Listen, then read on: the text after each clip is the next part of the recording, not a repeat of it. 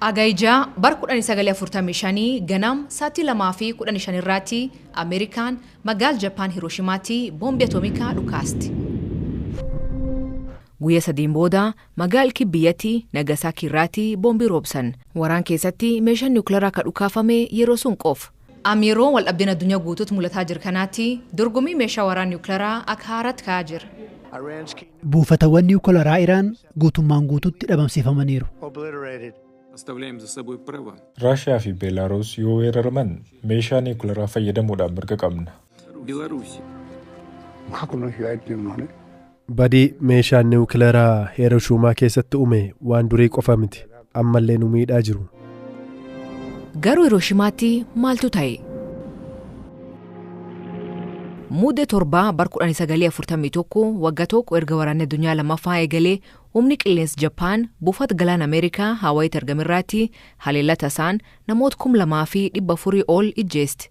Ji'oota taanan Ameerikaan Niiw Meeksikootti dhoksaanii niwukileeraa hojjechuu jalqabdi. Boombii atoomikaa addunyaa irratti isa jalqaba ta'ee uumti. Waggaa 3 booda erga Jarmaniin harkeennattee Jappaan lol dhaabuu dinnaanii Ameerikaan magaalaa Hirooshimaa irratti boombii darbatti. Yeroo gabaabaa dura xiyyaarri Ameerikaa Hirooshimaa irratti boombii tokko gadhiisee diina barbadeesse. Boombiin sun boombii TNT toonii 20,000 caalaa humna qaba. Boombii atoomikaati. Jiraatota Hirooshimaa 350 ta'an keessaa 78 battalumaatti ajjeefaman. Guyyaa 3 booda Ameerikaan boombii lammaffaa magaalaa Nagasaki irraa darbatti. Kunis jiraatota magaalichaa 240 ta'an keessaa 20 ijjeesse. Kan hordofee Jappaan harkeennattee waraanni Eeshiyaa xumurame. Dhiibbaan haleellaa sunii agammaa uummata Jappaan miidhaa jira. Yooko Gibson erga boombiin dhoo'ee waggaa 3 booda Hirooshimaa dhalatti. Yeroon daa'ima ture qaamni koo laafaa ture. Dhiigni sammuu koo keessatti dhangala'ee ture.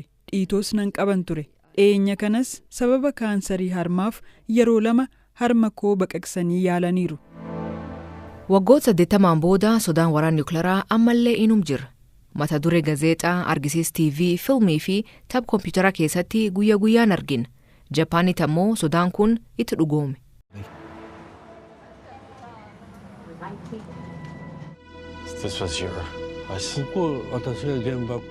Yeroo boombiin dhohe bakka kana jiraachaan ture. Hirooshimaan waraan Jappaan keessatti magaalaa barbaachisaa turte.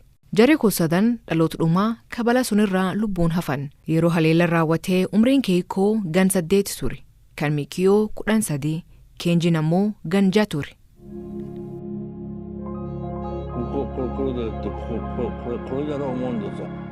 Nan shakka garuu kun anuma natti fakkaata.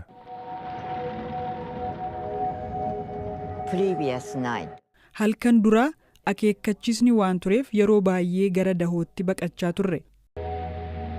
Ganaam sa'aatii 2 dibbeessii xiyyaara boombii niwukileeraa fe'uu B-29 jedhamu samiirraa dhaga'ame. Murteen Hirooshimaa leeluu sa'aatii 1 dur mirkanaa'e. Kan irraa xiyyeeffatamee ture riqicha jidduu magaalaa jirkan.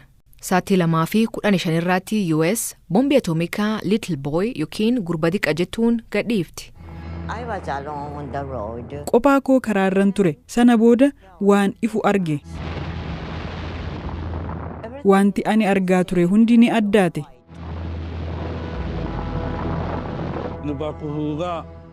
Aarri dho'insaa hamma gamoo abbaa darbii 2 ga'u gara kootti jige.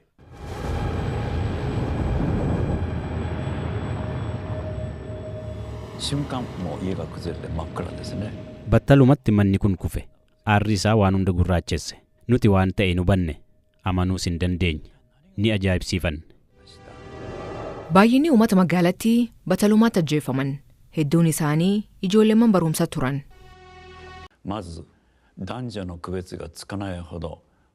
Dhiira moo dubartii ta'uu isaanii adda baasuu hin dandeenye. Fuulli isaanii badee ture. Ho'i rifeensa isaanii gubee akka tokko tokkoon dhaabbatu godhee ture. Adoo namoonni lubbuun hafanii fi maatiin isaanii waan isaa mudatu hubachuu fi rakkachaa turanii namoonni fayyaa ta'an du'uu jalqaban. Haleellaa boombii sanaan booda rifeensi akkuma filamuun namootarraa harca'aa ture. Torbaanota taanan namoonni dhukkubsachuu eegalan. Yoo rifeensi kee harca'e guyyaa 4 yookaan 5 keessatti duuta. Ijoollummaa kootti ganama hirribaa ka'een akkanatti rifeensa koo harkisa. Yoo harca'e baay'ee mufadha. Sodaan kun yeroo dheeraaf narra ture.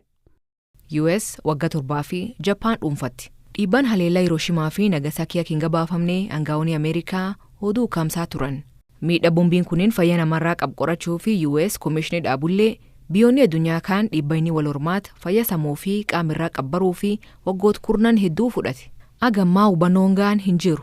Boombiin kunniin dhukkuboota fi yookiin kansarii kam akka fidee sirriitti raagaan murtaa'an hin jiru. Garuu namoonni lubbuun hafan kansariin isaan mudatee boombii kanirraa akka dhufee dubbatan. Kanneen yeroo sun achi hin turinilleen. Kaansariin qabamee walumaa galatti yaalii baqaqsanii wal'aanuu 6 keessa darbeera. Yeroo hundan hospitaala seena.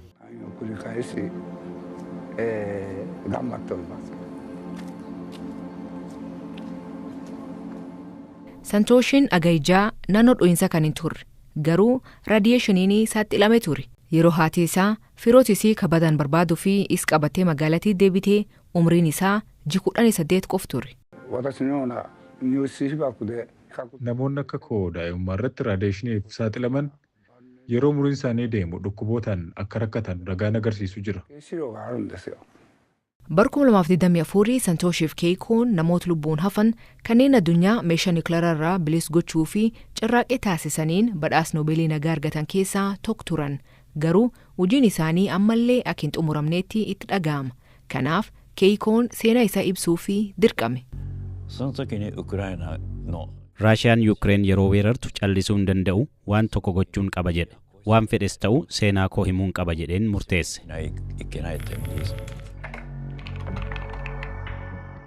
Sodaalee haaloo fi agammaa biyyoonni garii niwukilaraa qabu. Akka dhaabbanni nagaa idil addunyaa Stookholm jedhuutti meeshaalee niwukilaraa 12,000 ta'utti harka biyyoota 9 jira. Israa'el qabaachuu isaanii mirkaneessuu baattullee. Meeshaaleen ammaa kanneen Hirooshimaa fi Nagasakii keessa fayyadaman caalaa dachaa hedduu humna qaba. Keenji fi Santooshiin pakkii nagaa Hirooshimaa cinaatti wal argan. Siidaan kun namoota reeffi isaanii hin argamin yaadachuu fi dhaabame. Adaadaan Santooshiin isaan keessaa tokko turte. Bakki kun hunda caala hamaa ture. Eeyyee ta'uu qaba malee. Balaan akkanaa mudateen beeku. Miidhamtoonni gara walakkaa ta'an adda baafamuu hin danda'u ture. Waa'ee isaanii homaan beeknu. Namoonni maatiin hin argamin gara 70,000 ta'an turaniiru. Mee kadhannaa adeemnu. Garuu ixaanayyuu hin qabnu. Yeroo waraanni addunyaa guutuu tammachaa jiru kanaatti namoonni balaa niwukilaraa Jappaan irraa hafan guddoo yaaddaa jiru. Hooggantoonni addunyaa ka Jappaan kanirraa omaan barannee jedhu.